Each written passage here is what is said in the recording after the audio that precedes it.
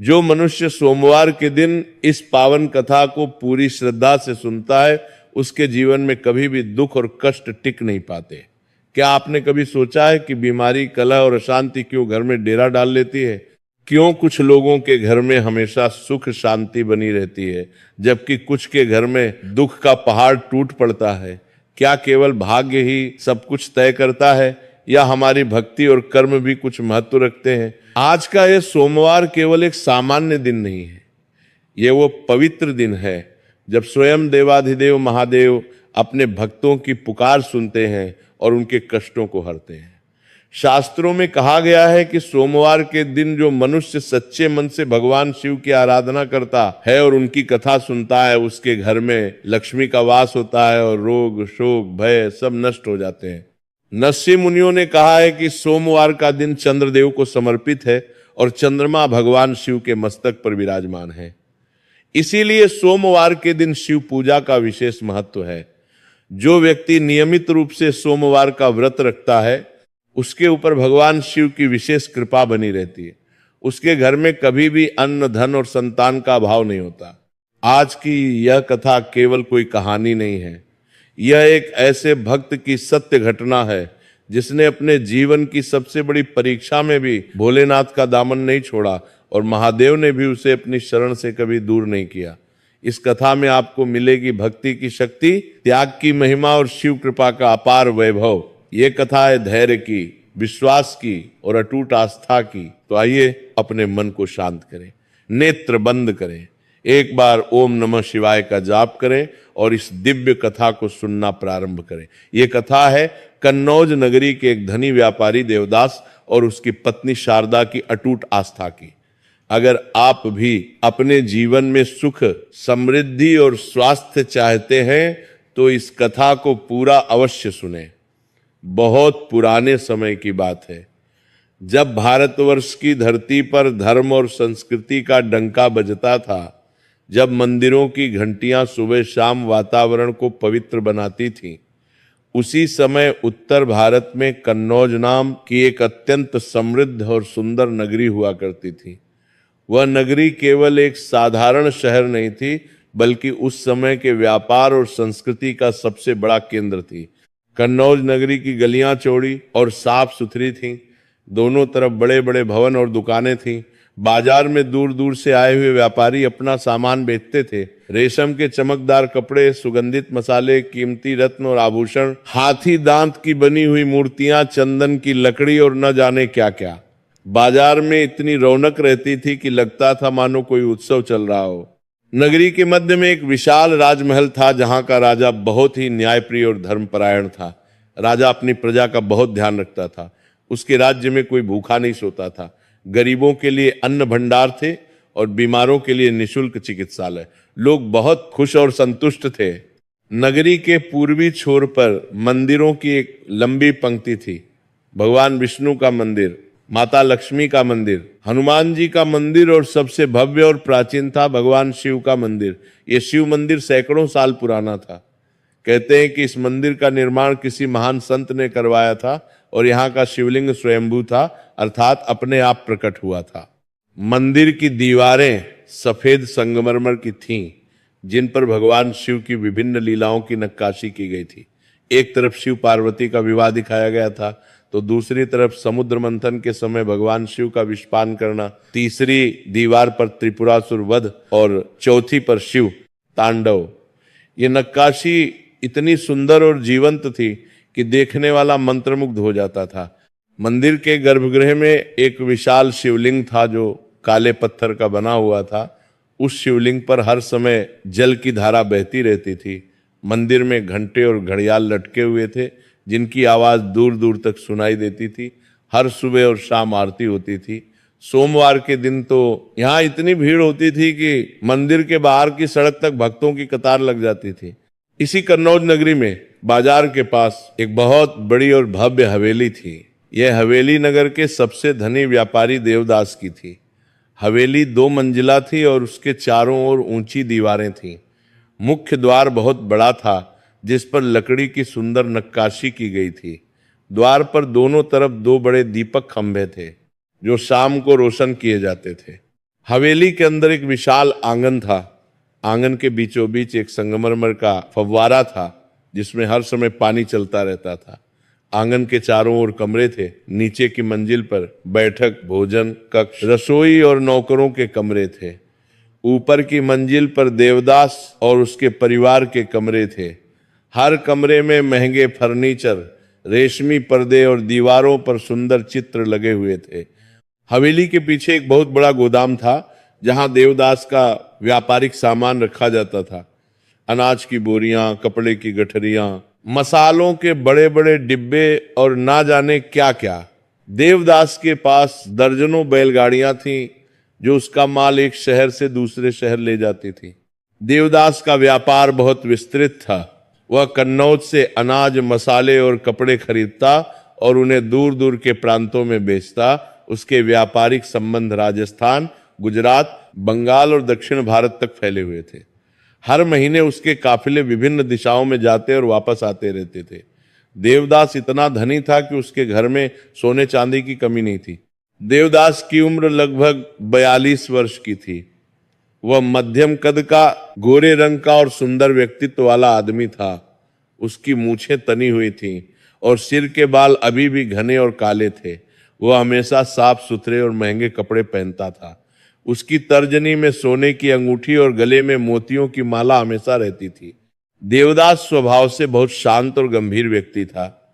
वह व्यापार में बहुत चतुर था और उसके फैसले हमेशा सही साबित होते थे। गांव के लोग उसका बहुत सम्मान करते थे। जब भी कोई व्यापारिक विवाद होता तो लोग देवदास से सलाह लेने आते थे। वो हमेशा न्याय के साथ फैसला सुनाता था। लेकिन इतना धन, इतना सम्मान और इतनी सफलता होने के बावजूद देवदास के जीवन में एक बहुत बड़ा खालीपन था। एक ऐसा दुख जो उसके दिल को हर समय सालता रहता था। वह दुख था संतान का ना होना। देवदास की पत्नी का नाम शारदा था। शारदा की उम्र लगभग 38 वर्ष थी। वह मध्यम कद की, सांवले रंग की और बहुत सुंदर स्त्री थी। उसकी आंखें बड़ी बड़ी और काली थीं, जिनमें हमेशा एक उदासी छाई रहती थी। उसके बाल घने और लंबे थे जो वो हमेशा चोटी में बांध कर रखती थी। माथे पर छोटी सी बिंदी और मांग में सिंदूर। शारदा बहुत ही सुशील और धर्मपरायण स्त्री थी। वो हमेशा सुबह जल्दी उठती, स्नान करती और पूजा करती। घर के आंगन में एक छोटा सा तुलसी का पौधा था जिसे वो हर रोज जल चढ़ाती और दीपक जलाती। उसके बाद वह रसोई में जाती और सबके लिए भोजन बनाती। वह खाना बनाने में बहुत निपुण थी। उसके हाथ का बना भोजन खाकर देवदास हमेशा प्रसन्न हो जाता था। शारदा स्वभाव से बहुत दयालु थी। जब भी कोई भिखारी द्वार पर आता वह उसे खाली हाथ नहीं भेजती थी। गरीबों की मदद करना उसे बहुत अच्छा लगता था। गांव की स्त्रियां उससे बहुत प्रेम करती थीं। वह किसी से ऊंची आवाज में नहीं बोलती थी, हमेशा मृदु भाषा और मधुर व्यवहार। लेकिन शारदा के हृदय में एक ऐसा घाव था जो कभी भरता नहीं था। वह घाव था संतानहीन होने का। देवदास और शारदा के विवाह को 15 वर्ष हो चुके थे, 15 लंबे वर्ष। लेकिन इतने समय में भी उनके घर में किसी बच्चे की किलकारी नहीं गूंजी थी। उनकी कोख अभी तक सूनी थी। शुरुआत के वर्षों में शारदा को उम्मीद थी। वह सोचती थी कि समय आने पर भगवान उसे संतान का सुख देंगे। लेकिन साल दर साल बीतते गए और कुछ नहीं हुआ। धीरे धीरे उसकी उम्मीद कम होती गई और निराशा बढ़ती गई। हर महीने जब उसे पता चलता कि इस बार भी कुछ नहीं हुआ तो उसका दिल टूट जाता था। वह अपने कमरे में अकेली बैठकर घंटों रोती रहती। देवदास उसे सांत्वना देने की कोशिश करता, लेकिन वह खुद भी अंदर ही अंदर बहुत दुखी था। शारदा ने हर संभव उपाय किया था। उसने दूर दूर के मंदिरों में मन्नतें मांगी थी। विंध्याचल, हरिद्वार, वाराणसी, मथुरा, ना जाने कहां कहां। हर तीर्थ स्थान पर जाकर उसने भगवान से प्रार्थना की थी कि उसे संतान का सुख दे दो। हर त्योहार पर वो व्रत रखती थी। करवा चौथ, तीज, नवरात्रि, कोई भी व्रत नहीं छोड़ती थी। उसने वैद्यों और हकीमों की ना जाने कितनी दवाइयां खाई थी। कड़वी जड़ी बूटियां, कसैली औषधियां, तरह तरह के काढ़े। कभी किसी ने कहा कि ये करो तो वे कर लेती, कभी किसी ने कहा कि वो करो तो वो कर लेती, लेकिन सब व्यर्थ रहा। कोई भी उपाय काम नहीं आया। घर में देवदास की वृद्ध माँ भी रहती थी। वह एक कठोर स्वभाव की औरत थी। वह शारदा को हमेशा ताने देती रहती थी। वो कहती, किस मुंह से मैं समाज में जाऊं? सब पूछते हैं कि तुम्हारा पोता कैसा है, और मुझे मुंह छुपाना पड़ता है। इतनी बड़ी हवेली, इतना धन दौलत, लेकिन घर में कोई वारिस नहीं। देवदास के बाद ये सब किसे मिलेगा? चिड़ियों को। ऐसी बातें सुनकर शारदा का दिल बैठ जाता था। वह चुपचाप अपने आंसू पोंछ लेती और अपने काम में लग जाती। वह जानती थी कि सास का गुस्सा उचित है। एक औरत का सबसे बड़ा धर्म है अपने पति को संतान देना, और वह इस धर्म में असफल हो रही थी। गांव के लोग भी पीठ पीछे बातें करते। जब भी शारदा बाजार जाती तो लोग धीमी आवाज में फुसफुसाते, देखो वह जा रही है, इतनी अमीर है लेकिन बेऔलाद, लगता है पिछले जन्म का कोई पाप है, भगवान ने संतान का सुख नहीं दिया। कभी कभी कुछ बेशर्म औरतें सीधे सीधे ताने मारती, अरे शारदा बहन, इतने सालों से शादी हुई, अभी तक कोई खुशखबरी नहीं। अरे हमारी तो शादी के 1 साल में ही बेटा हो गया था, अब तो उसके भी 2 बच्चे हो गए, और तुम अभी तक। ऐसी बातें सुनकर शारदा के दिल में जो दर्द होता था उसे कोई नहीं समझ सकता था। वह बिना कुछ जवाब दिए चुपचाप अपने घर लौट आती और अपने कमरे में जाकर घंटों रोती रहती। हर बार जब वो अपने पड़ोस की औरतों को उनके बच्चों के साथ खेलते देखती तो उसका मन बहुत दुखी हो जाता था। बच्चों की किलकारी, उनकी शरारतें, उनकी तोतली बोली, ये सब देख सुनकर शारदा की आंखें भर आती थी। वो सोचती कि काश उसके भी एक बच्चा होता, काश वो भी अपने बच्चे को गोद में खिला सकती, काश वो भी मां कहला सकती। रात को जब देवदास सो जाता तो शारदा चुपचाप उठती और छत पर चली जाती। वहां आकाश की ओर देखती और भगवान से सवाल करती, हे प्रभु, मैंने ऐसा क्या पाप किया है जो आप मुझे ये सजा दे रहे हैं? मैंने तो कभी किसी का बुरा नहीं किया, मैंने तो हमेशा आपकी पूजा की, फिर क्यों आप मुझे मां बनने का सुख नहीं दे रहे? आसमान में तारे टिमटिमाते रहते, लेकिन उसके सवालों का कोई जवाब नहीं मिलता। वो वहीं बैठकर देर तक रोती रहती। देवदास भी इस बात से बहुत दुखी था। वो शारदा को बहुत प्यार करता था। उसे पता था कि शारदा में कोई कमी नहीं है, ये तो किस्मत का खेल है। लेकिन समाज को कैसे समझाए? लोग तो औरत को ही दोष देते हैं। देवदास के पास धन दौलत तो बहुत थी, लेकिन उसका कोई वारिस नहीं था जो उसके नाम को आगे बढ़ाए। उसका कोई बेटा नहीं था जो उसके व्यापार को संभाले। उसकी कोई बेटी नहीं थी जिसका विवाह करके वह पिता होने का गौरव महसूस कर सके। ये सोच सोचकर वो बहुत परेशान रहता था। कभी कभी देवदास के कुछ मित्र उससे कहते, देवदास भाई, तुम दूसरा विवाह क्यों नहीं कर लेते? शारदा को रख लो और एक और पत्नी ले आओ, हो सकता है उससे संतान हो जाए। लेकिन देवदास ऐसी बातें सुनकर गुस्सा हो जाता। वह कहता, शारदा मेरी पत्नी है और वह हमेशा मेरी पत्नी रहेगी, मैं कभी दूसरा विवाह नहीं करूंगा। अगर भगवान ने हमें संतान नहीं दी तो ये हमारी किस्मत है, मैं शारदा को उसके कष्ट के लिए और दुखी नहीं करूंगा। देवदास की इस बात से शारदा को बहुत सांत्वना मिलती थी। उसे अपने पति पर बहुत गर्व था कि वह ऐसे कठिन समय में भी उसका साथ नहीं छोड़ रहा। इस तरह समय बीतता गया। देवदास और शारदा दोनों उम्र के 40वें पड़ाव को पार कर चुके थे। अब उम्मीद की कोई किरण भी नहीं बची थी। सब जानते थे कि अब इस उम्र में संतान होने की संभावना बहुत कम है। धीरे धीरे शारदा ने भी मान लिया कि शायद उसकी किस्मत में मां बनना लिखा ही नहीं है, लेकिन फिर भी उसके मन में एक छोटी सी आस अभी भी जिंदा थी। वो हर सुबह मंदिर जाती और भगवान से यही प्रार्थना करती कि हे प्रभु, मुझे एक बार तो मां बनने का सुख दे दो, मुझे और कुछ नहीं चाहिए, ना धन चाहिए ना वैभव, बस एक बच्चा दे दो, मैं जीवन भर आपकी सेवा करूंगी। समय का पहिया घूमता रहा, साल दर साल बीतते गए। देवदास का व्यापार और भी फलता फूलता गया, उसकी दौलत और बढ़ गई, लेकिन घर का वह खालीपन जस का तस बना रहा। एक दिन की बात है, आषाढ़ का महीना चल रहा था, मौसम में नमी थी और हवा में बारिश की महक। जल्द ही सावन का महीना आने वाला था। सावन का महीना भगवान शिव को बहुत प्रिय है। इस महीने में पूरे देश में शिव मंदिरों में विशेष पूजा अर्चना होती है। उस दिन सोमवार था। शारदा सुबह जल्दी उठी, उसने स्नान किया और साफ कपड़े पहने। आज उसका मन कुछ अलग था। आज उसे ऐसा लग रहा था जैसे कुछ अच्छा होने वाला है। वो समझ नहीं पा रही थी कि यह अनुभूति क्यों हो रही है, लेकिन उसका मन बहुत शांत और आशान्वित था। वह तुलसी के पौधे के पास गई, जल चढ़ाया और दीपक जलाया। फिर वो अपने पूजा कक्ष में गई जहां भगवान गणेश, विष्णु और शिव की मूर्तियां रखी थीं। उसने सबको फूल चढ़ाए और आरती की। जब वह रसोई में खाना बनाने जा रही थी तो उसकी सहेली कमला आ गई। कमला पड़ोस में ही रहती थी। वह शारदा से उम्र में थोड़ी छोटी थी और उसके 2 बच्चे थे। कमला और शारदा में बहुत अच्छी दोस्ती थी। कमला शारदा का बहुत ध्यान रखती थी और उसे कभी अकेला नहीं छोड़ती थी। कमला ने कहा, शारदा बहन, आज सोमवार है, मैं शिव मंदिर जा रही हूं, क्या तुम भी चलोगी? शारदा ने कहा, हाँ बहन, मैं भी चलूंगी, बस मुझे थोड़ी तैयारी करने दो।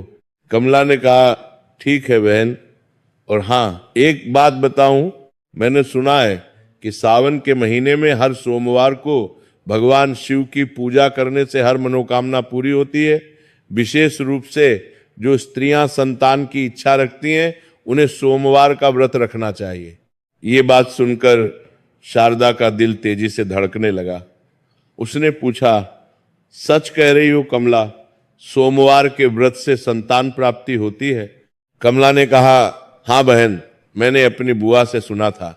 वे कहती थीं कि भोलेनाथ बहुत दयालु हैं, वे अपने भक्तों को कभी निराश नहीं करते। जो स्त्री सच्चे मन से सोमवार का व्रत रखती है और शिवलिंग पर जल चढ़ाती है, भगवान शिव उसकी हर मनोकामना पूरी करते हैं। मेरी बुआ की भी कई सालों तक संतान नहीं हो रही थी। फिर उन्होंने 16 सोमवार का व्रत किया और 1 साल के अंदर उन्हें बेटा हो गया। शारदा की आंखों में एक नई चमक आ गई। उसने सोचा, क्यों ना एक बार फिर से कोशिश की जाए। उसने मन में ठान लिया कि वह आज से ही सोमवार का व्रत रखना शुरू कर देगी। वह पूरे सावन महीने में हर सोमवार व्रत रखेगी और भगवान शिव की पूजा करेगी। शायद भोलेनाथ उसकी सुन लें। शारदा ने जल्दी से तैयार हुआ। उसने लाल रंग की साड़ी पहनी क्योंकि लाल रंग शुभ माना जाता है। उसने अपने बालों में फूल गूंथे और माथे पर बड़ी बिंदी लगाई, मांग में सिंदूर भरा। फिर उसने एक छोटी सी टोकरी में पूजा की सामग्री रखी। ताजे बेलपत्र जो उसने सुबह अपने बगीचे से तोड़े थे, सफेद और पीले फूल, धूप बत्ती और एक छोटा सा दीपक। एक तांबे के लोटे में उसने गंगा जल भरा। देवदास व्यापार के काम से बाहर गया हुआ था। शारदा ने अपनी सास को बताया कि वो मंदिर जा रही है। सास ने कुछ नहीं कहा, बस हाथ हिलाकर जाने का इशारा कर दिया। शारदा और कमला साथ साथ मंदिर की ओर चल पड़ी। कन्नौज की गलियां सुबह की धूप में चमक रही थीं, दुकानें खुलने लगी थीं, लोग अपने अपने काम में लगे थे। कुछ औरतें भी मंदिर की ओर जा रही थीं। सोमवार का दिन होने के कारण शिव मंदिर में भीड़ होने की उम्मीद थी। रास्ते में शारदा और कमला बातें करती जा रही थी। कमला ने बताया कि सोमवार का व्रत कैसे किया जाता है। उसने कहा, बहन, सोमवार के दिन सुबह जल्दी उठो, स्नान करके साफ कपड़े पहनो, फिर शिव मंदिर जाओ और शिवलिंग पर जल चढ़ाओ, बेलपत्र अर्पित करो और धूप दीप से पूजा करो, ओम नमः शिवाय का जाप करो, फिर भगवान से अपनी मनोकामना मांगो, पूरे दिन व्रत रखो, शाम को फिर मंदिर जाओ, आरती में शामिल हो और व्रत कथा सुनो, फिर घर आकर भोजन ग्रहण करो। शारदा ने ध्यान से सब कुछ सुना और मन में नोट कर लिया। उसने तय किया कि वह इस नियम का पूरी तरह पालन करेगी। थोड़ी देर में वे लोग शिव मंदिर पहुंच गए। मंदिर के बाहर पहले से ही बहुत सारे भक्त इकट्ठे थे। सोमवार का दिन होने के कारण मंदिर में बहुत भीड़ थी। स्त्रियां, बच्चे, बूढ़े, जवान सब अपनी अपनी मनोकामनाएं लेकर आए थे। कुछ लोग नौकरी की मांग लेकर आए थे, कुछ स्वास्थ्य की, कुछ धन की और कुछ संतान की। मंदिर के द्वार पर एक बड़ी सी घंटी लटकी थी।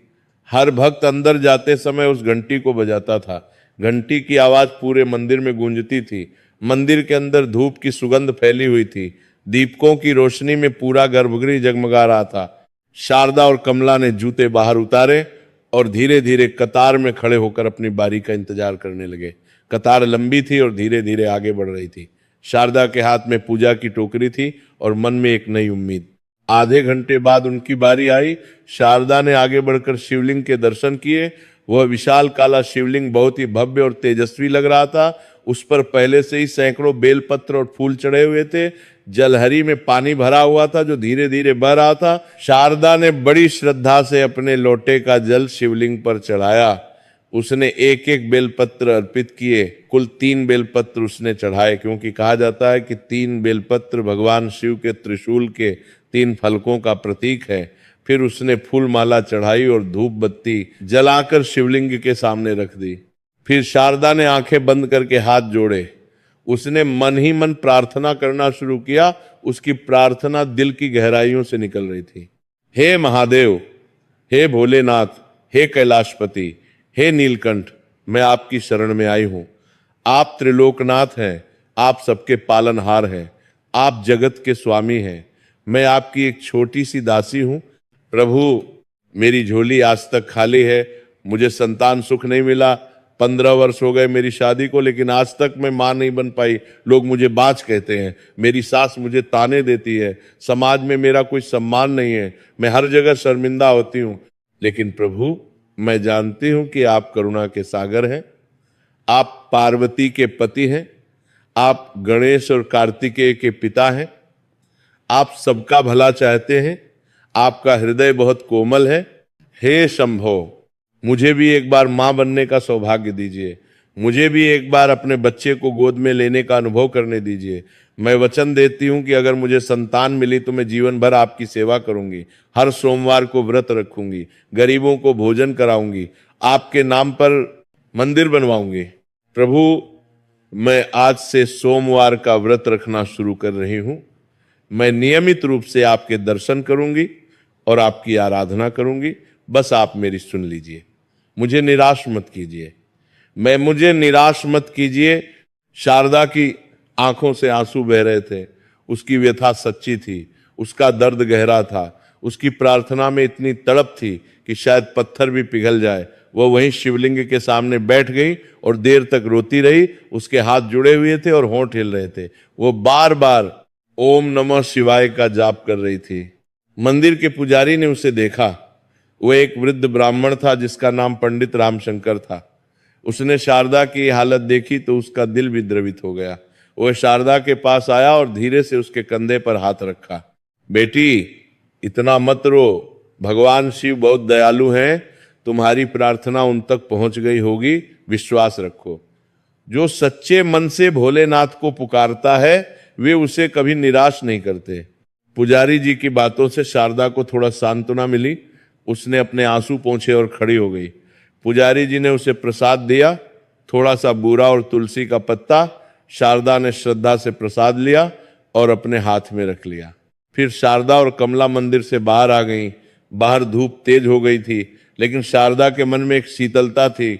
उसे लग रहा था कि उसने सही काम किया है। उसे विश्वास हो गया था कि भगवान शिव उसकी सुनेंगे। घर आकर शारदा ने प्रसाद बांटा, सबको थोड़ा थोड़ा प्रसाद दिया। फिर वो अपने कमरे में गई और आराम करने लगी। आज उसने व्रत रखा था, इसलिए पूरे दिन कुछ नहीं खाया, केवल पानी पिया। शाम को जब देवदास घर लौटा तो शारदा ने उसे बताया कि उसने सोमवार का व्रत रखा है। देवदास ने कुछ नहीं कहा। उसे लगा कि शारदा फिर से किसी नए उपाय की कोशिश कर रही है। उसे उम्मीद नहीं थी कि कुछ होगा, लेकिन उसने शारदा को हतोत्साहित भी नहीं किया। उसने कहा, ठीक है, तुम जो सही समझो करो। शाम को फिर से शारदा मंदिर गई। इस बार वो अकेली गई, शाम की आरती में शामिल होने के लिए। मंदिर में शाम को भी काफी भीड़ थी। पुजारी जी आरती कर रहे थे। शंख, घंटियां और मंजीरे बज रहे थे।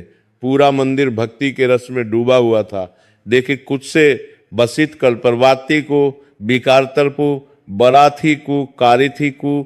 आरती के बाद पुजारी जी ने सोमवार व्रत की कथा सुनाई। शारदा ने पूरी एकाग्रता से कथा सुनी। कथा में बताया गया कि कैसे एक गरीब औरत ने 16 सोमवार का व्रत किया और भगवान शिव की कृपा से उसकी सारी मुरादें पूरी हो गईं। ये कथा सुनकर शारदा के मन में और भी उत्साह आ गया। उसने मन ही मन संकल्प लिया कि वह भी नियमित रूप से सोमवार का व्रत रखेगी, चाहे कुछ भी हो जाए। घर आकर शारदा ने व्रत खोला। उसने फलाहार किया, फल, दूध और मेवे। फिर रात का भोजन किया। उस रात वो बहुत शांत और खुश हो गई। बहुत दिनों बाद उसे ऐसी शांति महसूस हुई थी। उस दिन से शारदा ने नियम बना लिया। वे हर सोमवार को व्रत रखने लगी। सुबह स्नान करके मंदिर जाती, शिवलिंग पर जल चढ़ाती, पूजा करती और शाम को व्रत खोलती। उसकी श्रद्धा इतनी पक्की थी कि चाहे कितनी भी मुसीबत हो, वह अपना व्रत नहीं तोड़ती थी। पहला सोमवार बीता, दूसरा बीता, तीसरा बीता, चौथा भी बीत गया। इस तरह पूरा सावन का महीना बीत गया। शारदा ने एक भी सोमवार नहीं छोड़ा। हर सोमवार को नियमित रूप से व्रत रखा और भगवान शिव की पूजा की। लेकिन सावन के महीने के बाद भी शारदा को कोई संकेत नहीं मिला। उसे लगा शायद उसकी किस्मत में मां बनना लिखा ही नहीं है। लेकिन फिर भी उसने हिम्मत नहीं हारी। उसने सोचा कि भले ही संतान ना मिले, लेकिन मैं भगवान शिव की पूजा तो करती रहूंगी, शायद इससे मेरे अगले जन्म में सुख मिल जाए। समय बीतता गया। सावन के बाद भादों आया, फिर आश्विन, कार्तिक और अगहन। शारदा हर सोमवार को बिना नागा व्रत रखती रही। उसने कभी एक भी सोमवार नहीं छोड़ा। चाहे बीमार हो, चाहे घर में कोई काम हो, चाहे मौसम खराब हो, कुछ भी हो, वो अपना व्रत जरूर रखती। गांव के लोग उसे देखकर कहते, देखो शारदा को पागल हो गई है, हर सोमवार को व्रत रखती है लेकिन कुछ फायदा नहीं हो रहा, अब इस उम्र में क्या होगा। लेकिन शारदा ने किसी की बात पर ध्यान नहीं दिया। वो अपनी भक्ति में लीन रहती। उसने अपने मन में ठान लिया था कि चाहे कुछ भी हो जाए, वो भोलेनाथ का दामन नहीं छोड़ेगी। इस तरह एक साल पूरा हो गया, 52 सोमवार हो गए, लेकिन अभी तक कोई चमत्कार नहीं हुआ था। शारदा अभी भी संतानहीन थी। देवदास ने जब देखा कि शारदा इतनी मेहनत कर रही है लेकिन कोई फल नहीं मिल रहा, तो उसे बुरा लगा। एक दिन उसने शारदा से कहा, शारदा, तुम बेकार में इतना कष्ट उठा रही हो।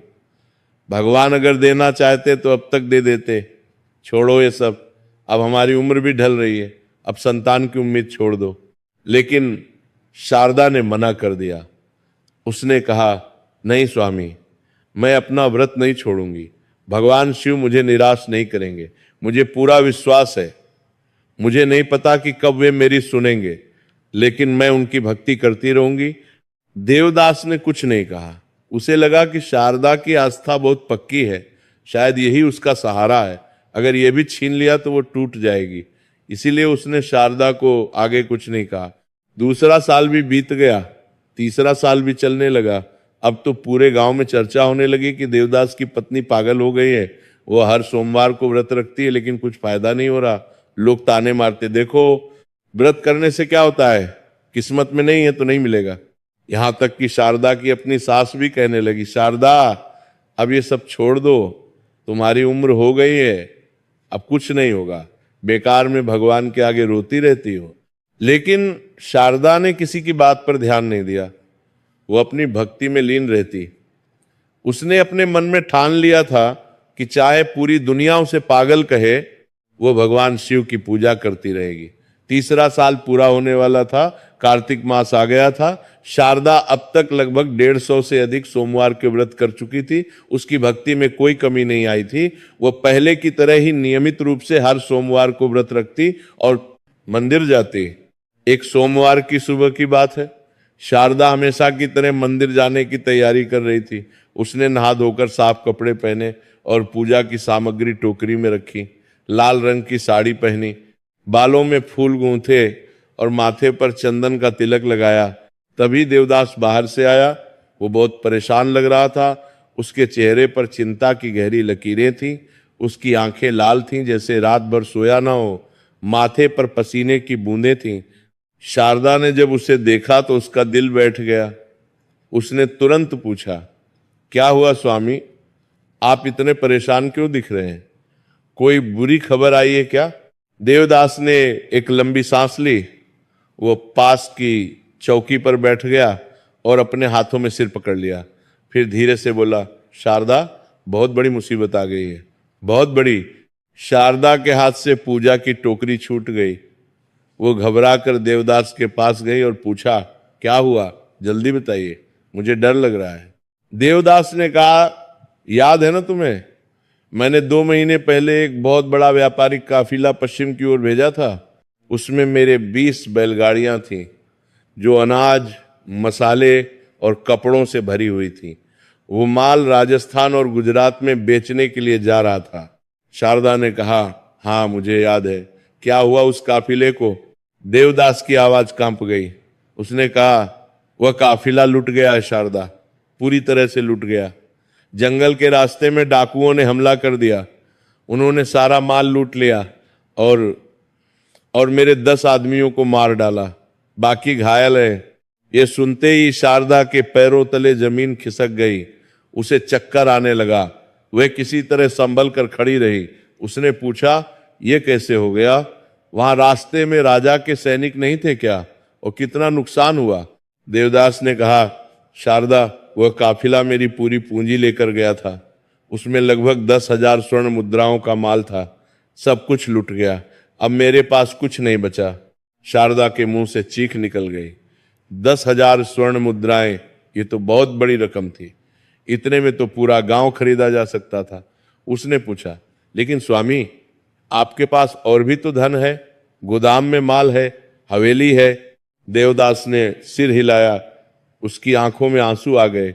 उसने कहा, शारदा, वह सब माल साहूकार सेठ जगन्नाथ दास का है। मैंने उससे कर्ज लेकर यह व्यापार किया था। मैंने सोचा था कि राजस्थान और गुजरात में माल बेचकर 2 गुना मुनाफा कमाऊंगा, कर्ज चुका दूंगा और बचा हुआ अपना होगा। लेकिन अब सब खत्म हो गया, मैं बर्बाद हो गया। शारदा की आंखों के सामने अंधेरा छा गया। उसे समझ नहीं आ रहा था कि क्या कहे। उसने हिम्मत करके पूछा, तो अब क्या होगा? देवदास ने कहा, अब सेठ जगन्नाथ दास अपना पैसा वापस मांगेगा, और अगर मैं नहीं दे पाया तो वो मेरी हवेली, मेरा गोदाम, सब कुछ कुर्क करवा देगा। हम सड़क पे आ जाएंगे शारदा। देवदास ये सुनकर शारदा रो पड़ी, लेकिन फिर उसने अपने आप को संभाला। उसने देवदास का हाथ पकड़ा और कहा, चिंता मत करो स्वामी, भगवान शिव सब ठीक कर देंगे। मैं उनसे प्रार्थना करूंगी, आप देखना सब कुछ वापस मिल जाएगा। लेकिन देवदास को शारदा की बातों पर विश्वास नहीं हुआ। वो कह उठा, शारदा, तुम 3 साल से भगवान शिव की पूजा कर रही हो, क्या मिला तुम्हें? कुछ नहीं ना। अगर भगवान होते तो क्या आज हमारे साथ ही होता? शारदा को देवदास की ये बात बुरी लगी, लेकिन उसने कुछ नहीं कहा। वो जानती थी कि देवदास परेशानी में है, इसलिए ऐसा बोल रहा है। उसने कहा, स्वामी, भगवान हमारी परीक्षा ले रहे हैं। मुसीबत के समय ही तो हमारी आस्था की परख होती है। मुझे पूरा विश्वास है कि भोलेनाथ हमें इस संकट से निकाल लेंगे। लेकिन देवदास की परेशानी यही खत्म नहीं हुई। अगले ही सप्ताह एक और बुरी खबर आई। सेठ जगन्नाथ दास खुद देवदास की हवेली पर आया। वह एक मोटा काले रंग का आदमी था, जिसकी आंखों में लालच और क्रूरता झलकती थी। उसके साथ 4-5 गुंडे भी थे। सेठ जगन्नाथ दास ने देवदास से कहा, देवदास भाई, मुझे खबर मिली है कि तुम्हारा काफिला लुट गया है। मुझे बहुत दुख हुआ, लेकिन क्या करूं, व्यापार में ऐसे खतरे तो होते ही रहते हैं। अब तुम्हारे पास मेरा पैसा चुकाने के लिए 1 महीने का समय है। अगर तुमने 1 महीने में मेरा कर्ज नहीं चुकाया तो मैं तुम्हारी हवेली को कुर्क करवा दूंगा। देवदास ने हाथ जोड़कर कहा, सेठ जी, थोड़ा और समय दे दीजिए, मैं किसी तरह इंतजाम कर लूंगा। लेकिन सेठ जगन्नाथ दास ने मना कर दिया। उसने कहा, नहीं देवदास, मैं व्यापारी हूं, संत नहीं, मुझे अपना पैसा चाहिए, 1 महीने से ज्यादा नहीं। ये कहकर वो चला गया। घर में तनाव का माहौल हो गया। नौकर चाकर भी परेशान रहने लगे। उन्हें डर था कि कहीं देवदास दिवालिया ना हो जाए। अगर ऐसा हुआ तो उनकी नौकरी चली जाएगी। गांव में भी ये खबर आग की तरह फैल गई कि देवदास का व्यापार डूब रहा है। देवदास की वृद्ध मां भी बहुत परेशान हो गई। वो बीमार रहने लगी। शारदा को अब घर का सारा काम संभालना पड़ रहा था, ऊपर से देवदास की चिंता। लेकिन ऐसे कठिन समय में भी शारदा ने अपना सोमवार का व्रत नहीं छोड़ा। देवदास ने उसे कई बार कहा, शारदा, अब घर में इतनी मुसीबतें हैं, मेरी मां बीमार है, मुझे कर्ज चुकाना है, और तुम अभी भी व्रत कर रही हो। छोड़ो ये सब और घर के कामों में मेरी मदद करो। लेकिन शारदा ने इनकार कर दिया। उसने कहा, स्वामी, यही तो वो समय है जब हमें भगवान को और ज्यादा याद करना चाहिए। सुख के समय तो सब भगवान को याद करते हैं, लेकिन दुख के समय जो भगवान को याद करता है वही सच्चा भक्त है। मुसीबत के समय ही तो भक्ति की परीक्षा होती है। मुझे पूरा विश्वास है कि भोलेनाथ हमें इस संकट से निकाल लेंगे। देवदास को शारदा की बातों पर विश्वास नहीं था। उसे लगता था कि ये सब ढोंग है। अगर भगवान होते तो क्या उनके साथ इतना बुरा होता, उनका काफिला क्यों लुटता? लेकिन वो शारदा की आस्था का सम्मान करता था, इसलिए उसने कुछ नहीं कहा। समय और बुरा होता गया। देवदास ने हर तरह से कोशिश की कि किसी तरह पैसों का इंतजाम हो जाए। उसने अपने मित्रों से मदद मांगी, लेकिन किसी ने मदद नहीं की, सबने बहाने बना दिए। जो पहले देवदास के दोस्त बनकर घूमते थे, अब वे ही मुंह फेर गए। देवदास ने अपने गहने बेचे, अपने घोड़े बेचे, अपना कीमती सामान बेचा, लेकिन वो सब इतना नहीं था कि सेठ का पूरा कर्ज चुक जाए। अब उसके पास केवल 2 हफ्ते बचे थे। देवदास एक दिन बहुत टूट गया। उसे लगा कि अब सब कुछ खत्म हो गया। वो अपने कमरे में बैठा रो रहा था। इतना बड़ा व्यापारी जिसका पूरे शहर में नाम था, आज रो रहा था। उसे समझ नहीं आ रहा था कि क्या करे। शारदा उसके पास आई। उसने देवदास के सिर पर हाथ फेरते हुए कहा, स्वामी रो मत, हिम्मत रखो। कल सोमवार है और वो भी कार्तिक मास का आखिरी सोमवार। ये बहुत शुभ दिन माना जाता है। मैं कल पूरी रात जागकर महादेव की आराधना करूंगी। मैं उनसे आपके लिए प्रार्थना करूंगी। आप देखना कल तक कोई ना कोई रास्ता निकल आएगा। देवदास ने कुछ नहीं कहा। उसे शारदा की बातों पर अब भी विश्वास नहीं था, लेकिन शारदा के चेहरे पर जो विश्वास और शांति दिख रही थी, उससे उसे थोड़ा सुकून मिला। उस रात शारदा ने नींद को अपने पास भी नहीं फटकने दिया। जब पूरा घर सो गया, सब दीपक बुझ गए, तब शारदा चुपचाप उठी। उसने एक शॉल ओढ़ी और मंदिर की ओर चल पड़ी। रात का समय था, चारों ओर सन्नाटा था। केवल कुत्तों के भौंकने की आवाज कभी कभी सुनाई देती थी। आकाश में तारे टिमटिमा रहे थे। हवा ठंडी थी, लेकिन शारदा के मन में भक्ति की ऐसी आग थी कि उसे ठंड का एहसास नहीं हो रहा था। वो मंदिर पहुंची। रात के समय मंदिर का द्वार बंद था, लेकिन वहां पुजारी रामशंकर जी की कुटिया थी। शारदा ने दरवाजा खटखटाया। पुजारी जी ने दरवाजा खोला और शारदा को देखकर चौंक गए। बेटी शारदा, इस समय तुम यहां, रात के समय, कोई परेशानी है क्या? शारदा ने हाथ जोड़कर कहा, पंडित जी, मुझे मंदिर में रात भर जागरण करना है। मुझे भगवान शिव की आराधना करनी है। कृपया मंदिर का द्वार खोल दीजिए। पुजारी जी ने शारदा की आंखों में देखा। उन्हें उसकी व्यथा समझ आ गई। उन्होंने कहा, ठीक है बेटी, आओ, मैं तुम्हारे लिए मंदिर खोल देता हूं। मंदिर का द्वार खुला। अंदर अंधेरा था। पुजारी जी ने कुछ दीपक जलाए। शिवलिंग की परछाई दीवार पर पड़ रही थी। पूरा मंदिर एक दैवी आभा से भर गया। शारदा ने शिवलिंग पर फूल चढ़ाए, धूप जलाई और दीपक जलाए। फिर वह वहीं शिवलिंग के सामने बैठ गई। उसने आंखें बंद कर लीं और ओम नमः शिवाय का जाप करना शुरू कर दिया। ओम नमः शिवाय, ओम नमः शिवाय, ओम नमः शिवाय। उसकी आवाज धीमी लेकिन स्पष्ट थी। हर शब्द उसके हृदय की गहराइयों से निकल रहा था। उसकी आंखों से आंसू बह रहे थे। वो बार बार भगवान से प्रार्थना कर रही थी, हे भोलेनाथ, हे कैलाशपति, हे नीलकंठ, हे महादेव, मैंने 3 साल से आपकी सेवा की है, एक भी सोमवार नहीं छोड़ा। बारिश हो, धूप हो, बीमारी हो, कुछ भी हो, मैं आपकी पूजा करने आई। मैंने संतान की मांग की थी भगवान, लेकिन अब वो भी नहीं चाहिए। अब बस एक ही विनती है, मेरे पति की रक्षा कर लो, उनका व्यापार फिर से चमका दो, उनकी खोई हुई संपत्ति वापस दिला दो। प्रभु, मैं अपना सारा जीवन आपकी सेवा में लगा दूंगी। मैं हर दिन मंदिर आऊंगी, मैं गरीबों को भोजन कराऊंगी, मैं आपके नाम पर भव्य मंदिर बनवाऊंगी। बस आप मेरे पति को इस संकट से निकाल दीजिए। शारदा की प्रार्थना में इतनी तड़प थी, इतनी सच्चाई थी कि शायद पत्थर भी पिघल जाए। वह पूरी रात वहीं बैठी रही। कभी वह जाप करती, कभी प्रार्थना करती, कभी शिव स्तोत्र पढ़ती। उसने एक पल के लिए भी आंखें नहीं खोली। पुजारी रामशंकर जी भी दूर बैठकर शारदा को देख रहे थे। उन्हें अपनी लंबी उम्र में ऐसी भक्त कभी नहीं दिखी थी। उन्होंने मन ही मन प्रार्थना की, हे भोलेनाथ, इस बेटी की सुन लो। ये तो सच्चे मन से तुम्हें पुकार रही है। समय बीतता गया।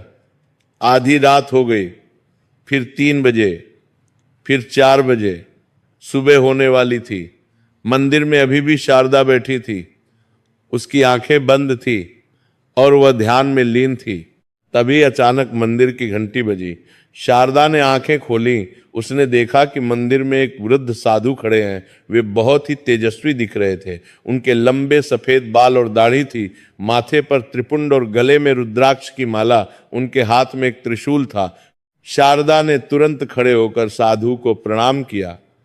साधु ने मुस्कुराते हुए कहा, बेटी, तुम यहाँ पूरी रात बैठी हो, घर नहीं गई। शारदा ने कहा, बाबा मैं भगवान शिव से प्रार्थना कर रही थी, मेरे घर में बहुत बड़ी मुसीबत आई है। साधु ने कहा, मुझे सब पता है बेटी, तुम्हारे पति का व्यापार डूब रहा है, उनका काफिला लुट गया है, साहूकार कर्ज वापस मांग रहा है ना। शारदा हैरान रह गई, इस साधु को कैसे सब कुछ पता चला? ये कोई साधारण साधु नहीं हो सकता। उसने कहा, हाँ बाबा सब सच है, मैं बहुत परेशान हूं, कृपया कोई उपाय बताइए, मेरे पति बहुत दुखी हैं। साधु ने अपनी झोली से एक छोटी सी पोटली निकाली और शारदा के हाथ में दी। उन्होंने कहा, बेटी इसे घर ले जाओ और अपने पति को दे देना। इसमें एक दुर्लभ जड़ी बूटी है जिसे संजीवनी बूटी कहते हैं, यह किसी भी असाध्य रोग को ठीक कर सकती है। तुम्हारे पति को कल एक स्वप्न आएगा, उस स्वप्न में उन्हें एक रास्ता दिखाई देगा, बस उस रास्ते पर चलते रहना, भगवान शिव तुम्हारी रक्षा करेंगे। शारदा ने वह पोटली ली और साधु के चरण छुए। जब उसने सिर उठाया तो साधु वहां नहीं थे, वे अंतर ध्यान हो गए थे। शारदा को लगा कि ये कोई साधारण साधु नहीं बल्कि स्वयं भगवान शिव का कोई अवतार था। उसकी खुशी का ठिकाना नहीं रहा। पुजारी रामशंकर जी भी ये सब देख रहे थे, वे भी हैरान रह गए। उन्होंने कहा, बेटी शारदा तुम्हारी भक्ति रंग लाई। ये साधु कोई साधारण मनुष्य नहीं था, ये तो स्वयं भगवान शिव की माया थी। सुबह की पहली किरण फूटने लगी थी। शारदा दौड़ती हुई घर पहुंची। देवदास अभी सो रहा था। शारदा ने उसे जगाया और पूरी घटना सुनाई। उसने वो पोटली देवदास के हाथ में दी। देवदास ने पोटली खोली, उसमें एक सूखी हुई झड़ी थी जो बहुत ही अनोखी थी। उसका रंग हल्का हरा था और उससे एक अजीब सी महक आ रही थी। देवदास ने पहले कभी ऐसी झड़ी नहीं देखी थी। देवदास ने कहा, ये क्या है शारदा, और इससे हमारा क्या होगा? शारदा ने कहा, साधु बाबा ने कहा है कि ये संजीवनी बूटी है, ये किसी भी बीमारी को ठीक कर सकती है। और उन्होंने ये भी कहा कि आपको आज रात एक स्वप्न आएगा, उसमें आपको कोई रास्ता दिखेगा। देवदास को कुछ समझ नहीं आया, लेकिन शारदा के चेहरे पर जो विश्वास और खुशी थी उसे देखकर उसे भी थोड़ी उम्मीद बंधी। उसने वो जड़ी संभाल कर रख दी। उस रात जब देवदास सोया तो उसे सच में एक स्वप्न आया। स्वप्न में उसने देखा कि एक दिव्य प्रकाश चारों ओर फैला हुआ है। उस प्रकाश में से भगवान शिव प्रकट हुए। वे अपने पूर्ण तेज में थे। माथे पर चंद्रमा, गले में सर्प, हाथ में त्रिशूल और डमरू। भगवान शिव ने देवदास से कहा, देवदास घबराओ मत, तुम्हारी पत्नी शारदा ने 3 साल तक सच्चे मन से मेरी आराधना की है, उसकी भक्ति ने मुझे प्रसन्न किया है, मैं तुम्हारी मदद करूंगा। कल सुबह तुम नगर के उत्तर में जो पुराना पीपल का पेड़ है उसके नीचे जाना। वहां तुम्हें एक विदेशी व्यापारी मिलेगा जो एक दुर्लभ बीमारी से पीड़ित है। पिछले 6 महीने से वो हर जगह इलाज करवा रहा है, लेकिन कोई फायदा नहीं हो रहा। तुम उसे वो जड़ी दे देना जो तुम्हारी पत्नी को साधु से मिली थी, वो ठीक हो जाएगा। बदले में वो तुम्हें इतना इनाम देगा कि तुम्हारा सारा कर्ज चूक जाएगा और तुम्हारा व्यापार फिर से चमक जाएगा। सुबह उठते ही देवदास ने शारदा को ये स्वप्न सुनाया। शारदा की आंखें चमक उठी। उसने कहा, देखा स्वामी, मैंने कहा था ना कि भोलेनाथ हमें निराश नहीं करेंगे। आप जल्दी से तैयार हो जाइए और उस पीपल के पेड़ के पास जाइए, समय बर्बाद मत कीजिए। देवदास ने जल्दी से स्नान किया और तैयार हुआ। उसने वह जड़ी अपने साथ एक कपड़े में बांध कर रखी। फिर वह नगर के उत्तर की ओर निकल पड़ा। कन्नौज के उत्तर में सच में एक बहुत पुराना पीपल का पेड़ था। वह पेड़ सैकड़ों साल पुराना था। उसका तना इतना मोटा था कि 5 आदमी हाथ फैलाकर भी उसे घेर नहीं सकते थे। उसकी जड़ें जमीन से बाहर निकली हुई थी। लोग उस पेड़ को पवित्र मानते थे और उसकी पूजा करते थे। देवदास उस पेड़ के नीचे पहुंचा और इंतजार करने लगा। उसे नहीं पता था कि वो विदेशी व्यापारी कब आएगा, लेकिन उसे भगवान शिव के स्वप्न पर विश्वास था। लगभग 1 घंटे बाद वहां एक बहुत ही भव्य रथ आकर रुका। वह रथ सोने और चांदी से सजा हुआ था। उसे 4 घोड़े खींच रहे थे। रथ के पीछे और भी कई रथ और घोड़े थे। यह किसी बहुत बड़े व्यापारी या राजा का काफिला लग रहा था। रथ से एक विदेशी व्यापारी उतरा। वो मध्य एशिया का रहने वाला लगता था। उसकी आंखें छोटी और नाक तीखी थी। उसने महंगे रेशमी कपड़े पहने हुए थे और हाथों में सोने की चूड़ियां, लेकिन उसका चेहरा बहुत पीला पड़ा हुआ था और वह कमजोरी से चल रहा था। उसके साथ कई नौकर चाकर थे जो उसे सहारा देकर चला रहे थे। व्यापारी ने पीपल के पेड़ के नीचे एक चादर बिछाई और बैठ गया। वो बहुत थका हुआ लग रहा था, उसकी सांस फूल रही थी। देवदास ने हिम्मत करके उस व्यापारी के पास जाकर कहा, नमस्कार श्रीमान, क्षमा करें, मैं देख रहा हूं कि आप बहुत बीमार हैं, क्या मैं आपकी कुछ मदद कर सकता हूं? व्यापारी ने देवदास की ओर देखा, उसकी आवाज कमजोर थी। उसने कहा, हाँ भाई साहब, मैं बहुत बीमार हूं, मेरा नाम अहमद खान है, मैं समरकंद से हूं। पिछले 6 महीने से मुझे एक अजीब बीमारी हो गई है, धीरे धीरे मेरी ताकत खत्म होती जा रही है। मैंने फारस के हकीमों से इलाज करवाया, भारत के वैद्यों से भी, लेकिन कोई फायदा नहीं हुआ। अब मुझे लगता है कि मैं जल्द ही मर जाऊंगा। देवदास ने कहा, अहमद खान साहब, हो सकता है मेरे पास आपकी बीमारी का इलाज हो। मेरे पास एक दुर्लभ झड़ी है, शायद ये आपके काम आ सके। अहमद खान की आंखों में थोड़ी उम्मीद जगी। उसने कहा, सच? कौन सी झड़ी है, दिखाइए तो। देवदास ने वह झड़ी निकालकर उस व्यापारी को दिखाई। अहमद खान ने झड़ी को देखा, फिर उसे सूंघा। उसकी आंखें फटी की फटी रह गईं। वह जोर से चिल्लाया, यह तो संजीवनी बूटी है, यह तो हिमालय में पाई जाती है, इसे पाना बहुत दुर्लभ है। भाई साहब, यह आपको कहाँ मिली? देवदास ने पूरी कहानी सुनाई। उसने बताया कि कैसे एक साधु ने यह जड़ी उसकी पत्नी को दी थी और कैसे भगवान शिव ने स्वप्न में उसे यहां आने के लिए कहा था। अहमद खान बहुत प्रभावित हुआ। उसने कहा, भाई साहब, आप बहुत भाग्यशाली हैं, आपकी पत्नी महान भक्त हैं, ये जड़ी सच में संजीवनी है, मैं इसी को ढूंढ रहा था, कृपया ये मुझे दे दीजिए, मैं आपको जो भी चाहिए वे दूंगा। देवदास ने झट से वो जड़ी अहमद खान को दे दी। अहमद खान ने तुरंत अपने नौकर को बुलाया और कहा कि इस जड़ी का काढ़ा बनाओ। नौकर ने एक पात्र में पानी गर्म किया और उसमें जड़ी को उबाला, फिर वह काढ़ा अहमद खान को दिया। अहमद खान ने वह काढ़ा पिया। स्वाद बहुत कड़वा था, लेकिन उसने पूरा पी लिया। लगभग आधे घंटे के बाद चमत्कार होने लगा। अहमद खान के चेहरे पर रंग आने लगा, उसकी आंखों में चमक लौट आई। वह धीरे धीरे उठकर खड़ा हो गया। उसे लग रहा था जैसे उसके शरीर में फिर से ताकत आ गई हो। उसने अपने हाथ पैर हिलाए, कुछ कदम चला, वो पूरी तरह ठीक हो गया था। वो बहुत खुश हुआ। उसने देवदास को गले लगाया और कहा, भाई साहब, आपने मेरी जान बचाई है, मैं आपका एहसान कभी नहीं भूलूंगा। बताइए आप क्या चाहते हैं, मैं आपको जो भी दे सकता हूं दूंगा। देवदास ने अपनी पूरी व्यथा सुनाई। उसने बताया कि कैसे उसका व्यापार डूब गया, कैसे उसका काफिला लुट गया और कैसे अब वो कर्ज में डूबा हुआ है। उसने ये भी बताया कि अगर वो जल्द ही कर्ज नहीं चुका पाया तो उसकी हवेली कुर्क हो जाएगी। अहमद खान ने कहा, भाई साहब, आप चिंता मत करो, मैं आपकी मदद करूंगा। उसने अपने नौकर से कहा कि रथ से स्वर्ण मुद्राओं से भरा एक बड़ा संदूक निकालो। नौकर ने एक भारी संदूक निकाला। अहमद खान ने उसे खोला। उसमें हजारों स्वर्ण मुद्राएं चमक रही थीं। अहमद खान ने कहा, ये लीजिए भाई साहब, इसमें 15,000 स्वर्ण मुद्राएं हैं। इतने पैसे से आपका कर्ज चुक जाएगा और नया व्यापार भी शुरू हो जाएगा। देवदास को अपनी आंखों पर विश्वास नहीं हो रहा था, इतना धन। उसने अहमद खान के चरण छुए और धन्यवाद दिया। उसकी आंखों में खुशी के आंसू थे। अहमद खान ने कहा, भाई साहब, इसमें धन्यवाद की कोई बात नहीं, आपने मेरी जान बचाई है। और हाँ, एक बात और, मैं चाहता हूं कि आप मेरे साथ व्यापार में साझेदारी करें। मैं मध्य एशिया से रेशम, कालीन और मसाले लाता हूं और भारत में बेचता हूं। फिर भारत से मैं मसाले, कपड़े और रत्न लेकर वापस जाता हूं। अगर आप मेरे साथी बनेंगे तो हम दोनों को बहुत फायदा होगा। एक बात 3 मेल आपको कालीन करार प्रतीक से पुराद में लाता हूं, थामीन आप। देवदास खुशी से झूम उठा। ये तो उसकी कल्पना से भी बढ़कर था। उसने तुरंत हां कर दी। दोनों ने वहीं हाथ मिलाकर साझेदारी तय कर ली। देवदास उस भारी संदूक को लेकर घर पहुंचा। शारदा दरवाजे पर ही खड़ी इंतजार कर रही थी।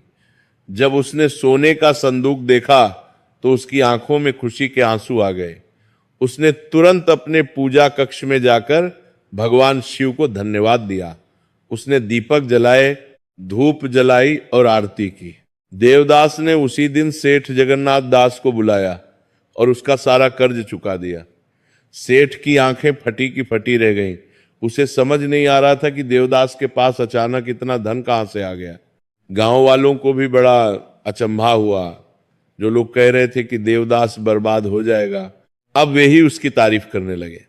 सब कहने लगे कि देवदास बहुत भाग्यशाली है। अगले कुछ महीनों में देवदास और अहमद खान की साझेदारी बहुत फली फूली।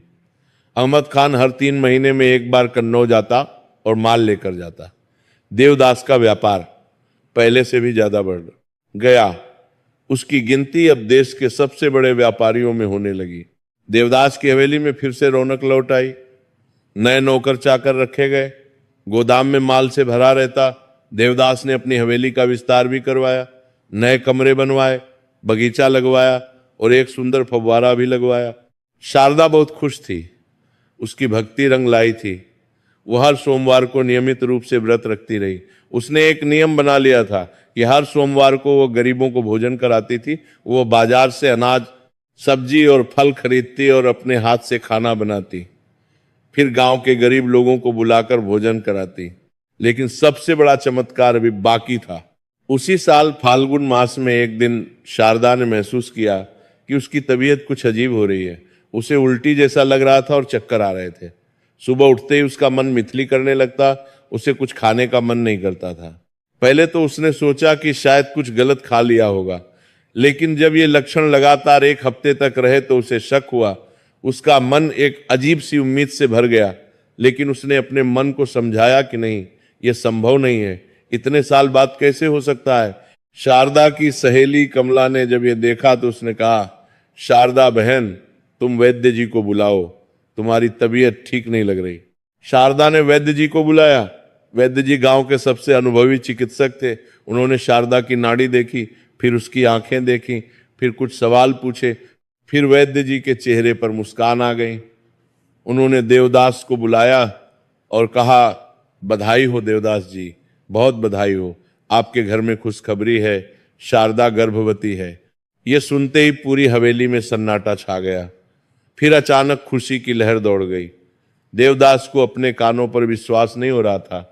उसने फिर से पूछा, क्या कहा वैद्य जी, शारदा गर्भवती? वैद्य जी ने मुस्कुराते हुए कहा, हाँ देवदास जी, शारदा जी गर्भवती हैं। लगभग 2 महीने का गर्भ है। अगले 7 महीनों में आपके घर में किसी बच्चे की किलकारी गूंजेगी। देवदास और शारदा दोनों की खुशी का ठिकाना नहीं रहा। शारदा फूट फूट कर रोने लगी। उसकी 15 साल की प्रतीक्षा खत्म हुई। उसकी 3 साल की तपस्या रंग लाई थी। भगवान शिव ने उसकी सुन ली थी। देवदास की आंखों में भी आंसू थे। उसने शारदा को गले लगाया और कहा, शारदा, तुम्हारी भक्ति ने कमाल कर दिया। मुझे माफ करना। मैंने तुम पर शक किया था, मैंने भगवान पर शक किया था, लेकिन आज मुझे विश्वास हो गया कि भगवान होते हैं और भगवान शिव सच में अपने भक्तों की सुनते हैं। पूरे घर में खुशी का माहौल हो गया। नौकर चाकर खुशी से नाच उठे। देवदास की वृद्ध मां को जब यह खबर मिली तो वह भी रो पड़ी। उसने शारदा को गले लगाया और कहा, बेटी, मुझे माफ कर देना। मैंने तुझे बहुत ताने दिए, लेकिन आज तूने मुझे बहुत खुश कर दिया। तूने मेरी गोद भर दी। पूरे गांव में ये खबर आग की तरह फैल गई। लोग देवदास की हवेली पर बधाई देने आने लगे। जो लोग पहले शारदा को ताने मारते थे, अब वे ही उसकी तारीफ करने लगे। सब कहने लगे कि शारदा की भक्ति सच्ची थी, इसलिए भगवान ने उसकी सुन ली। शारदा की सहेली कमला बहुत खुश हुई। उसने कहा, देखा शारदा बहन, मैंने कहा था ना कि भोलेनाथ तुम्हारी सुनेंगे। तुमने हार नहीं मानी और देखो आज तुम्हारी मेहनत रंग लाई। शारदा ने तुरंत मंदिर जाने की इच्छा प्रकट की। वो भगवान शिव को धन्यवाद देना चाहती थी। देवदास ने कहा, हाँ शारदा, चलो, हम साथ चलेंगे। आज मैं भी भोलेनाथ के दर्शन करूंगा। दोनों पति पत्नी मंदिर गए। उन्होंने शिवलिंग पर दूध, जल, फूल और बेलपत्र चढ़ाए। शारदा बहुत देर तक शिवलिंग के सामने बैठी रोती रही, लेकिन आज उसके आंसू दुख के नहीं, खुशी के थे। उसने प्रार्थना की, हे भोलेनाथ, आपने मेरी सुन ली। आपने मुझे इतना कुछ दिया जितना मैं कभी सोच भी नहीं सकती थी। आपने मेरे पति का व्यापार वापस दिलाया और अब आप मुझे संतान सुख भी दे रहे हैं। मैं आपकी कृपा को कभी नहीं भूलूंगी, मैं जीवन भर आपकी सेवा करूंगी। आपने मेरे पर हाथ दलती दिया, अपने पति का व्यापार वापस दिलाया। समय बीतता गया। शारदा की गर्भावस्था बहुत अच्छे से चल रही थी। वैद्य जी ने उसे कुछ परहेज बताए जो उसने ध्यान से माने।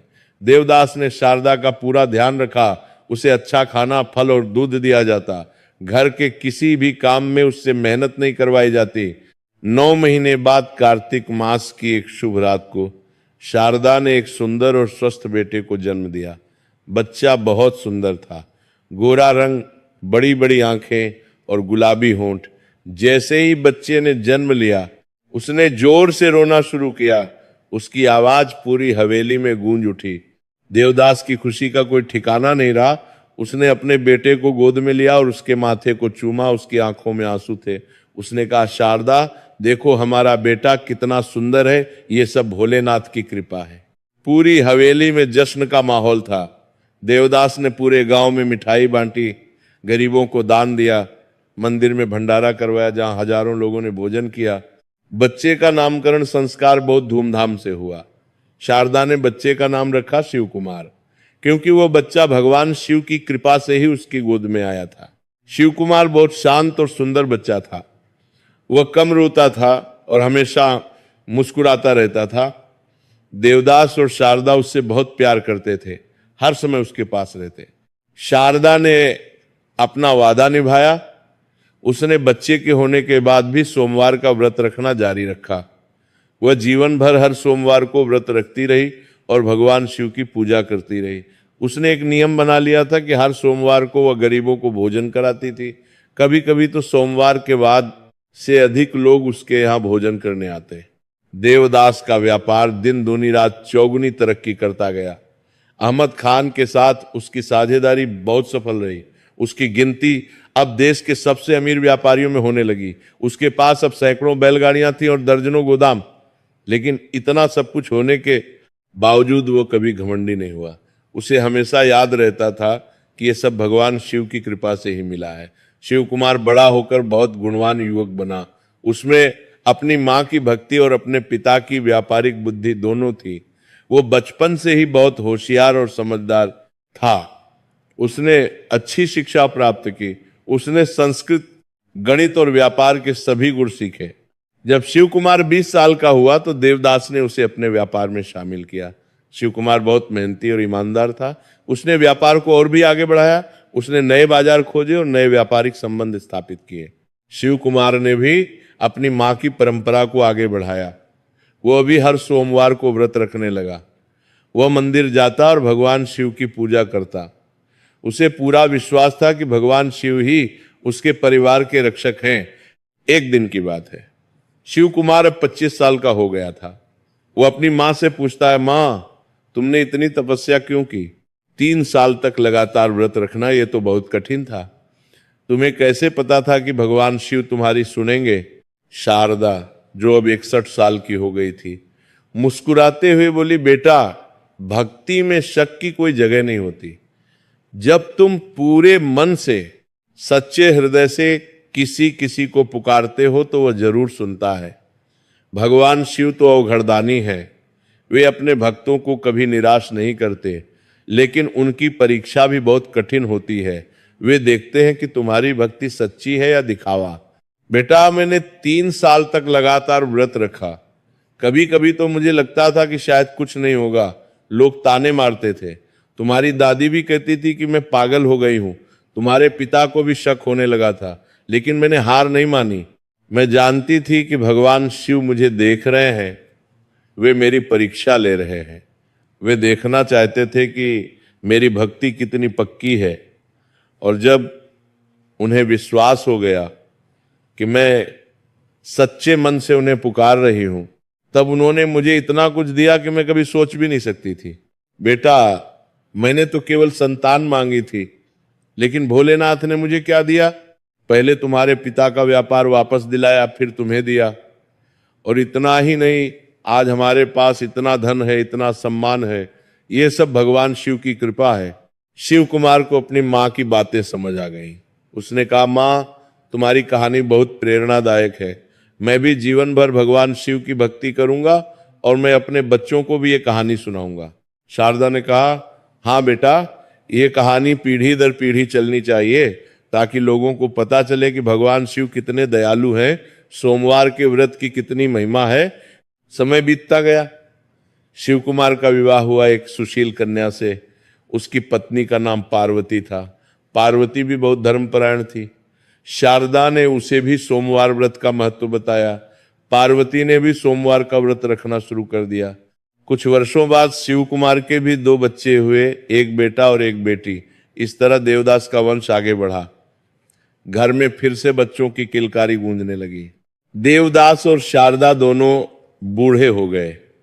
उनके बाल सफेद हो गए और चेहरे पर झुर्रियां आ गईं, लेकिन उनके चेहरे पर हमेशा संतोष और शांति दिखाई देती थी। उन्होंने अपना पूरा जीवन धर्म और भक्ति में लगाया।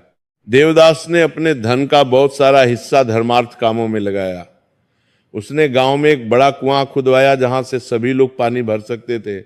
उसने एक धर्मशाला बनवाई जहां यात्री मुफ्त में रुक सकते थे। उसने गरीब बच्चों के लिए एक पाठशाला भी खुलवाई। लेकिन सबसे बड़ा काम जो देवदास और शारदा ने किया वह था एक भव्य शिव मंदिर का निर्माण। उन्होंने शहर के बीचों बीच एक विशाल मंदिर बनवाया। मंदिर की दीवारें सफेद संगमरमर की थीं। गर्भगृह में एक बहुत बड़ा शिवलिंग स्थापित किया गया। मंदिर के चारों ओर सुंदर बगीचे लगाए गए। मंदिर के प्रवेश द्वार पर एक शिलापट लगाया गया जिस पर लिखा था, यह मंदिर श्री देवदास और उनकी पत्नी शारदा ने भगवान शिव की कृपा के प्रति कृतज्ञता में बनवाया है।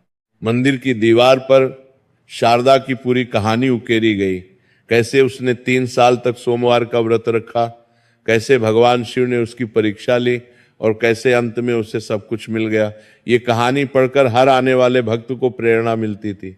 मंदिर में हर सोमवार को विशेष पूजा होती थी। सैकड़ों भक्त आते और भगवान शिव की आराधना करते। मंदिर में एक भंडारा भी चलता था जहां हर सोमवार को गरीबों को मुफ्त भोजन कराया जाता था। यह परंपरा शारदा ने शुरू की थी। वही मंदिर में कार्मी, जब देवदास की मृत्यु का समय आया, वो 75 साल का था। उसने अपने बेटे शिव कुमार को बुलाया और कहा, बेटा, मैं तुम्हें यह धन दौलत नहीं बल्कि ये सीख दे रहा हूं कि भगवान शिव की भक्ति से बड़ा कोई धन नहीं है। तुम्हारी मां ने मुझे यह सिखाया। जब हमारा व्यापार डूब रहा था, जब मैं हार मान चुका था, तब तुम्हारी मां ने हिम्मत नहीं हारी। उसने भोलेनाथ का दामन नहीं छोड़ा और देखो भगवान ने हमें कितना कुछ दिया। बेटा, तुम भी इस परंपरा को आगे बढ़ाओ। सोमवार का व्रत करते रहो, गरीबों की मदद करते रहो, भगवान शिव का नाम कभी मत भूलना। यही मेरी अंतिम इच्छा है। शिव कुमार ने अपने पिता के चरण छुए और कहा, पिताजी, मैं आपका वचन निभाऊंगा। मैं इस परंपरा को आगे बढ़ाऊंगा। मैं इस परंपरा को। कुछ दिनों बाद देवदास ने अंतिम सांस ली। उसका अंतिम संस्कार पूरे विधि विधान से किया गया। पूरे शहर के लोग उसकी अंतिम यात्रा में शामिल हुए। सब रो रहे थे।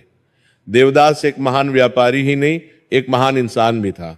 शारदा को देवदास की मृत्यु का बहुत दुख हुआ, लेकिन वो जानती थी कि ये जीवन का नियम है, जो आता है वो जाता भी है। उसने अपना बाकी जीवन भगवान शिव की भक्ति में बिताया। शारदा 80 साल की उम्र तक जीवित रही। अंत तक वह हर सोमवार को व्रत रखती रही। उसके जीवन के अंतिम दिन भी सोमवार ही था। उस दिन सुबह वह मंदिर गई, पूजा की और घर आकर शांति से अपनी आंखें बंद कर ली। उसके चेहरे पर एक मुस्कान थी। वो भोलेनाथ के पास चली गई। शिव कुमार ने अपने पिता की बात मानी। उसने परंपरा को आगे बढ़ाया। उसने भी अपने बच्चों को यही शिक्षा दी। इस तरह पीढ़ी दर पीढ़ी ये परंपरा चलती रही। आज सैकड़ों साल बाद भी कन्नौज में वह भव्य शिव मंदिर खड़ा है। उस मंदिर की दीवार पर आज भी शारदा की कहानी लिखी हुई है। हर सोमवार को हजारों भक्त वहां आते हैं और भगवान शिव की पूजा करते हैं। मंदिर में आज भी वह भंडारा चलता है जहां गरीबों को भोजन कराया जाता है। यह शारदा की परंपरा है जो आज तक जीवित है। प्रिय श्रोताओं, यह थी कन्नौज के व्यापारी देवदास और उनकी पत्नी शारदा की पूरी कहानी। इस कथा से हमें कई महत्वपूर्ण शिक्षाएं मिलती हैं। प्रथम शिक्षा, धैर्य और विश्वास की शक्ति। शारदा ने 3 साल तक लगातार व्रत रखा। उसने कभी हिम्मत नहीं हारी। भले ही लोग ताने मारते रहे, भले ही उसके पति को भी शक हो गया, लेकिन शारदा का विश्वास डिगा नहीं। यही भक्ति का असली रूप है। जब हम पूरे मन से भगवान को पुकारते हैं और धैर्य रखते हैं तो भगवान जरूर सुनते हैं, लेकिन हमें धैर्य रखना पड़ता है। हम आज प्रार्थना करें और कल फल की उम्मीद करें, ऐसा नहीं होता। भगवान हमारी परीक्षा लेते हैं, वे देखते हैं कि हमारी भक्ति कितनी पक्की है। द्वितीय शिक्षा, सोमवार व्रत की महिमा। शास्त्रों में कहा गया है कि सोमवार का दिन भगवान शिव को बहुत प्रिय है। सोम का अर्थ है चंद्रमा, और चंद्रमा भगवान शिव के मस्तक पर विराजमान है। इसीलिए सोमवार के दिन शिव पूजा का विशेष महत्व है। जो स्त्री या पुरुष सोमवार के दिन व्रत रखता है, शिवलिंग पर जल चढ़ाता है और भगवान शिव की कथा सुनता है, उसके सभी दुख दूर हो जाते हैं। संतान सुख, धन सुख, स्वास्थ्य सुख, सब कुछ मिलता है। विशेष रूप से जो स्त्रियां संतान की कामना रखती हैं, उन्हें सोमवार का व्रत अवश्य करना चाहिए, लेकिन व्रत सच्चे मन से करना चाहिए, दिखावे के लिए नहीं। तृतीय शिक्षा, मुसीबत में भी भक्ति। जब देवदास का व्यापार डूब रहा था, जब घर में हर तरफ संकट था, तब भी शारदा ने अपना व्रत नहीं छोड़ा। यही तो असली परीक्षा है।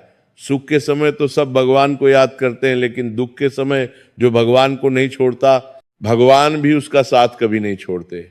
जब जीवन में मुसीबतें आए तो हमें और भी ज्यादा भगवान को याद करना चाहिए, उनकी शरण में जाना चाहिए, क्योंकि इस संसार में भगवान ही हमारे सच्चे सहारे हैं। चतुर्थ शिक्षा, निस्वार्थ भाव से सेवा। शारदा ने जब संतान पाई और धन पाया तो उसने गरीबों को भोजन कराने का नियम बनाया। भगवान को केवल मांगना नहीं, बल्कि उनके नाम पर दान करना भी जरूरी है। जब हम दूसरों की सेवा करते हैं तो भगवान बहुत प्रसन्न होते हैं। जो धन हमें मिला है उसका कुछ हिस्सा गरीबों और जरूरतमंदों में बांटना चाहिए। इससे हमारा धन और बढ़ता है और भगवान की कृपा बनी रहती है। पंचम शिक्षा, परंपरा को आगे बढ़ाना। शारदा ने अपने बेटे शिव कुमार को भी भक्ति का महत्व सिखाया, शिव कुमार ने अपने बच्चों को सिखाया। इस तरह परंपरा पीढ़ी दर पीढ़ी चलती रही। हमें भी अपने बच्चों को धर्म और भक्ति का महत्व सिखाना चाहिए, उन्हें भगवान के बारे में बताना चाहिए, उन्हें व्रत और पूजा का महत्व समझाना चाहिए। तभी हमारी संस्कृति और परंपराएं जीवित रहेंगी।